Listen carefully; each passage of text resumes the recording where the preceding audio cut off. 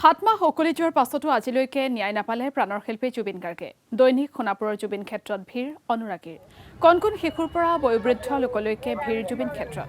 শীঘ্ৰে প্ৰাণৰ শিল্পীগৰাকীৰ ন্যায় প্ৰদানৰ দাবী জনালে অনুৰাগীয়ে। জুবিনৰ দৰে এটা সত্তাই যদি ন্যায় নাপায় তেন্তে সাধাৰণ জনতাই ন্যায়ালয়ৰ প্ৰতি কি আস্থা ৰাখিব বুলি মন্তব্য জুবিন অনুৰাগীৰ।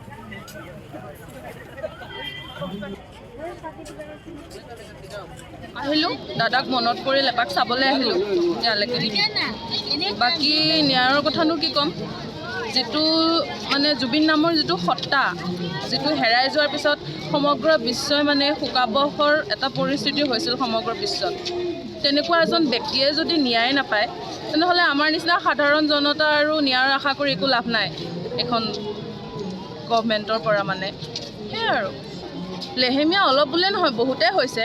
সৰু ক'লে কৰিব পাৰে, কিন্তু চকু কাণ দিয়া নাই আৰু চবে নিজক লৈ মগ্ন। কি হ'ব চৰকাৰক, কি হ'ব এতিয়া?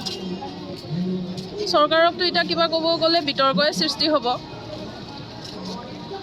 খালি এটাই আহ্বান জনাম আৰু যিমান সোনকালে পাৰে আমাক ন্যায়টো লাগে। আজি 7 মাহ হৈ গ'ল, 7 মাহ বাগৰি গ'ল, এতিয়ালৈকে জুবিনে ন্যায় পোৱা নাই। বহাগ মাহ বুলি আমি দুজন মোৰ লগ আৰু মই বহাগ মাহ বুলি টিহুৰ পৰা আহিছোঁ। আহি দাদাৰ ইয়াত গামোচা বান্ধিলোঁ।